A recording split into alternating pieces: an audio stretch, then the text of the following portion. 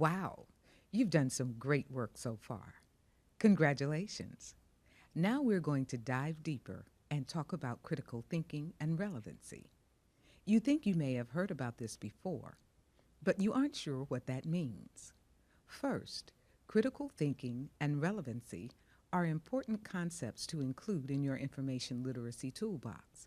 You'll find that, once you get the hang of it, critical thinking and relevancy will help you not only envision success, but achieve it as well. So, what are critical thinking and relevancy? And why are they so important? You'll notice that I'm asking why. And what does this mean? Or why is this important? That's because questions like these help you to critically analyze your topic. When writing a research paper, it is important to focus on the topic. You need to find resources that support your argument. That is, relevant sources that connect to your statement. Next, let's consider the shooting of Trayvon Martin, a 17-year-old African-American Florida high school student who was shot by a neighborhood watch captain. There are many issues at play in the shooting of Trayvon Martin and the subsequent acquittal of George Zimmerman. Let's get our critical thinking and relevancy spyglass out to investigate this topic, okay? We need to ask questions, that is, conduct an inquiry, which will help you think critically and analyze your topic. Let's look at how these questions help you drill down into the topic. What are some of the factors that contributed to the shooting of Trayvon Martin? Was racial profiling driving the actions taken by George Zimmerman? Why or why not? What other issues contributed to this tragedy? How did racial tensions, vigilantism, police practices, and gun laws influence the actions taken by the police?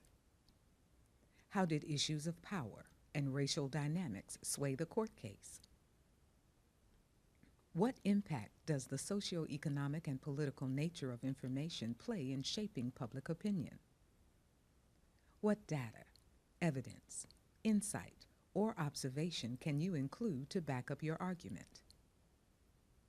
What conclusions, interpretations, theories, definitions, laws, principles, or models influence your thinking and writing about the topic? What assumptions, sayings, or ideas that are taken for granted shape the writing? Now that you've thought very deeply about the topic and its influence on society, let's do some deep reading. Let's look at an article that I found by searching in one of the library databases. You'll find it in the Academic OneFile database.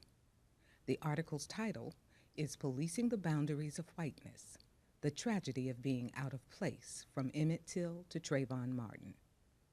The author's name is also noted here. If you click on her hyperlinked name, you'll find other articles written by her. You can also find information about the author at the bottom of the article. You can see that the article is published in the Iowa Law Review. It's found in the Iowa Law Review 102.3, March 2017, page 1113. You can find information about the journal by clicking on the name Iowa Law Review.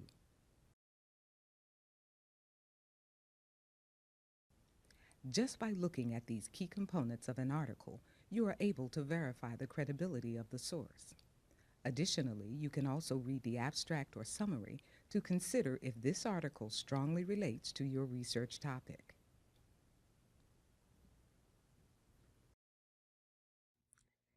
If you look at the abstract, you'll find maintaining white racial separation relates to the issues of power and racial dynamics, while facilitating cross-class white racial solidarity relates to the racial tensions and the socioeconomic and political nature of information. Finally, the terms race-neutral, common-sense racism, and colorblind racism correspond to interpretations, theories, definitions, laws, and principles. You've just identified how this article is relevant to your research topic. Good work. By considering assumptions, sayings, or ideas that are taken for granted from the article, you read, Winfrey immediately came under fire for declaring that the murder of Emmett Till in 1955 and the killing of Trayvon Martin in 2012 were, in her mind, the same thing. That is, Winfrey assumed something that wasn't accurate in the author's view. Let's look at another passage. As sociologist Elijah Anderson has highlighted, there is a critical difference between the social and legal context in which Till was murdered and the social and legal context in which Martin was killed. This claim provides evidence, insight, observation, and context to the argument. Anderson goes on to say, Till was murdered in Mississippi within a system of severe racial segregation and subordination in 1955, and Martin was shot and killed during our post-civil rights era of formal legal equality on February 26, 2012. She thereby compares two different eras of history and gives a sociological lens to the situation. The conclusion states, the same race-based forces and the same race-based tropes that undergirded the Till case in 1955 are still operating today, even as meaningful changes have occurred in the practice of racism in the country. This helps you see how the author defends the argument and makes a strong case for her view. Congratulations! You've completed Critical Thinking and Relevancy.